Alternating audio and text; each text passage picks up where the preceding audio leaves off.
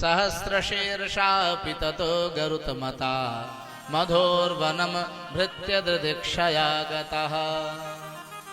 यहाँ पर विद्वानों ने बड़ी सुंदर व्याख्या की है। प्रिंसिपल साहब जी, द्रष्टुम इच्छा इतर दीक्षा कहा गया है। भगवान ध्रुव को दर्शन देने नहीं गए, अपितु द्रष्टुम इच्छा इतर दीक्षा, भगवान बालक ध्रुव के दर्शन करने गए। बोलो राधे राधे। संसार में ऐसे भक्त बहुत हैं, हम आप जो भगवान के दर्शन करने के लिए मंदिर में जाते हैं, तीर्थाटन में जाते हैं, ऐसे भक्त विरले हैं जिनका भगवान स्वयं दर्शन करने के लिए आते हैं। बोलो राधे राधे, प्रेम से बोलो। इस प्रकार से सज्जनों, भगवान नारायण मधुपुरी में प्रकट हुए, किंतु ध्रुव जी तो आनंद में डूबे हुए हैं, दिव्य दर्शन कर रहे हैं हृदय में। सज्जनों, भगवान ने अपना रूप अंतर्हित किया। ध्रुव व्याकुल हुए, नेत्र को खोले तो प्रत्यक्ष शशंख चक्रम सकिरीट कुंडलम सपीत वस्त्रम सरसी रुहेक्षणम, नारायण भगवान के दिव्य प्रत्यक्ष दर्शन प्राप्त किए।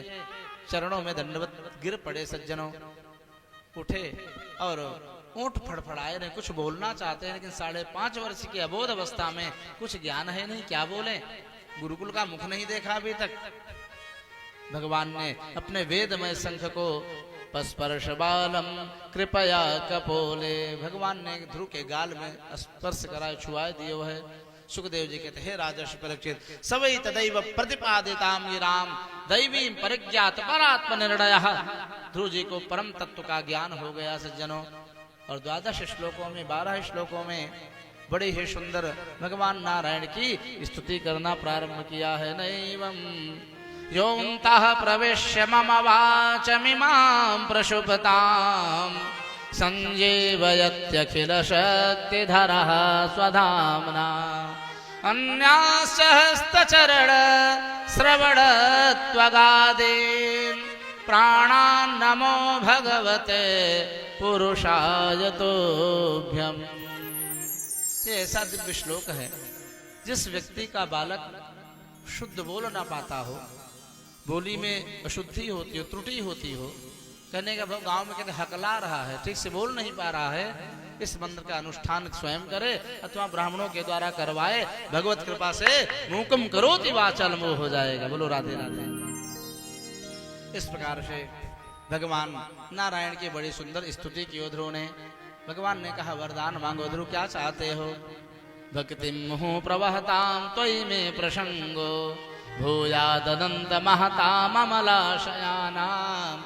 हे प्रभु, जो परम विमलात्मा महात्माओं के हृदय में जो आपकी दिव्य भक्ति विराजमान है, उसी भक्ति का मुझे दान दे दीजिए, वरदान दे दीजिए।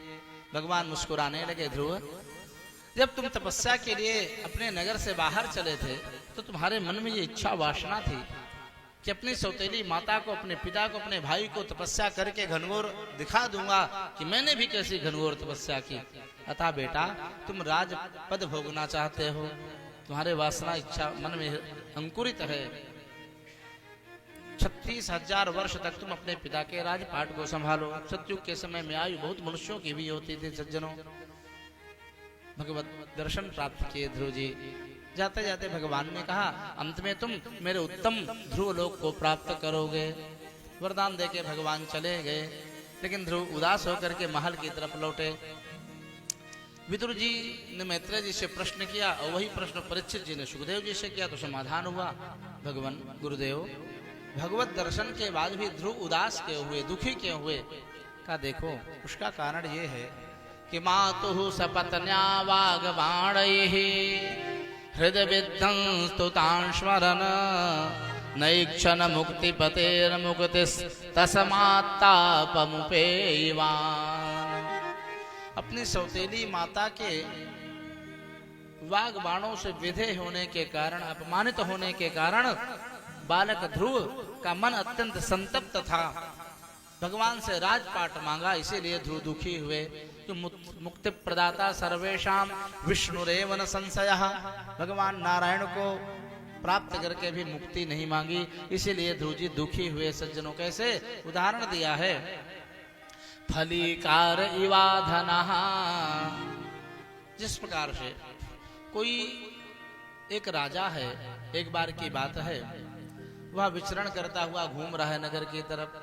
एक है कि उसकी दृष्टि पड़ी कि एक भिखारी दर दर भटकता हुआ याचना कर रहा है। राजा को दया आई। राजा ने कहा, ऐ भिक्षुक, कल हमारे दरबार में आ जाना। अगला दिन हुआ, दरबार में भिक्षुक आया। राजा प्रसन्न है। कहा, बताओ तुम्हें क्या चाहिए, जो तुम्हारी इच्छा हो मांग लो, मैं प्रसन्न हूं तुम्हारे ऊपर। अब जो मंत्रिमंडल के अनेकानेक प्रकार के वीर थे, कोई कोषाध्यक्ष है, कोई सेनापति है, कोई वित्त मंत्रालय को संभाल रहा है, तो इस प्रकार से सब वे डरने लगे, कहीं ये राजा से हमारे पद को न मांग ले। सब डर रहे हैं। लेकिन जानते हो सज्जनों, उस भिखारी ने क्या मांगा राजा से? कहा, हे महाराज, कई दिनों से ठीक से भिक्षा नहीं मिली है, भूख के मारे प्राण जा रहे हैं, भूख से बहुत तड़प रहा हूँ। आप यदि प्रसन्न हैं तो ऐसी कृपा करो कि मुझे भर पेट भोजन एक थाली मिल जाए। बोलो राधे राधे। सब लोग प्रसन्न हो गए। ये कैसा मूर्ख था भाई, जिनका पद जाने का डर था वे प्रसन्न हो गए। राजा ने कहा, हे राम, आज मैं प्रसन्न था। यदि कहीं की संपत्ति ऐश्वर्य भोग मांगता तो सदा के लिए इसको वहां का पद दे देता, सदा के लिए भिखारी पना चला जाता। लेकिन इस मूर्ख ने क्या मांगा? इस प्रकार से सज्जनों, ध्रुव जी आए। राजा रानी सौतेली माता भी भगवान की कृपा के कारण ध्रुव की अगवानी की हैं। कालांतर में राजा उत्तानपाद ध्रुव का राज्याभिषेक करके स्वयं वन में चले गए तपस्या करने के लिए।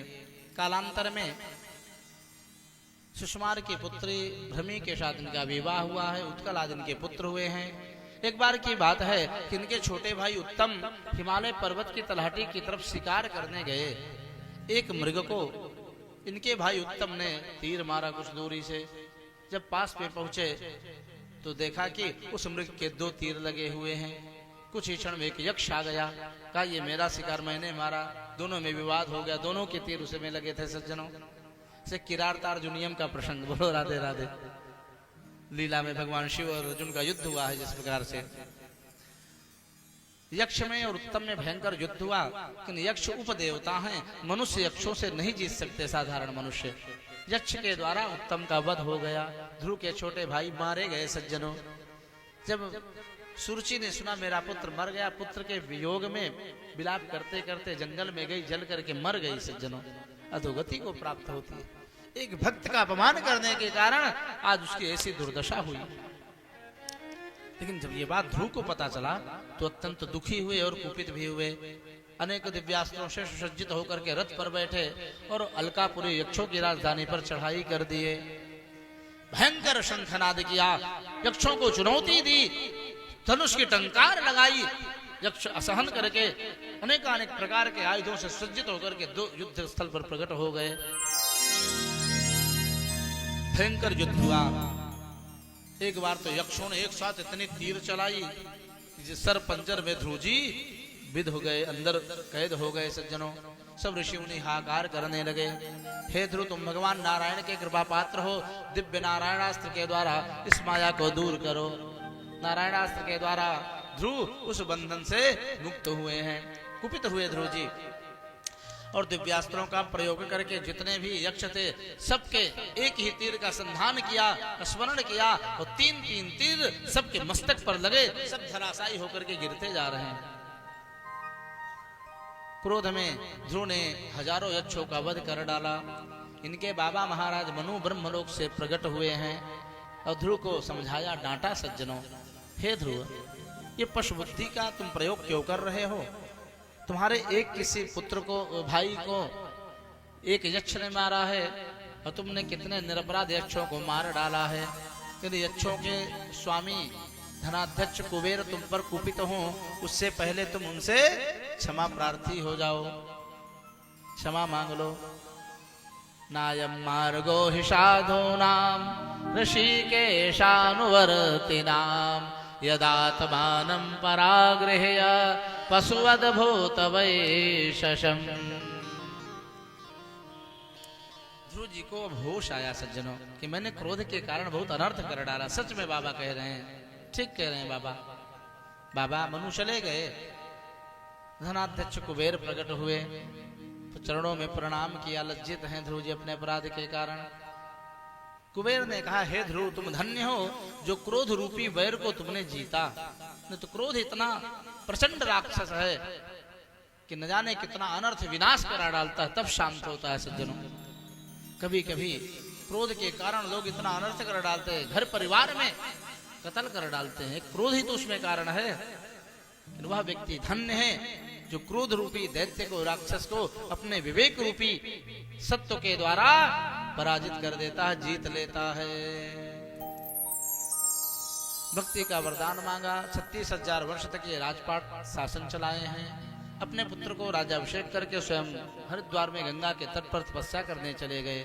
समय पूर्ण हुआ, देवदूत विमान लेकर के आए, मृत्यु देवता प्रकट हुए, उनके सिर पर मस्तक पर ध्रुव जी पैर रख करके अद्भुत विमान में विराजमान हुए हैं। मृत्युर्मूर्ति पदम दत्वा आरोहाद्भुतम गृहम। सुनीति माता दिव्य विमान में बैठ करके आगे आगे वैकुंठ धाम को गई।